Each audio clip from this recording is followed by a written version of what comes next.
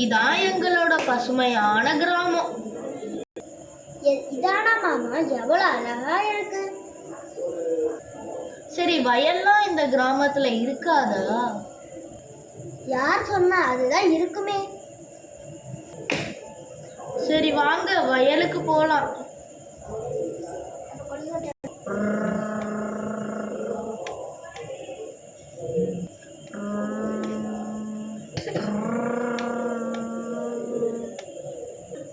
இங்க பாருங்க மாமா, எவ்வளவு பசுமையா இருக்கு. அங்க பாருங்க, எவ்வளவு அழகா செடியில பூ பூத்திருக்கு. சரி, நான் அந்த பூவை போய் பறிச்சுட்டு வரேன்.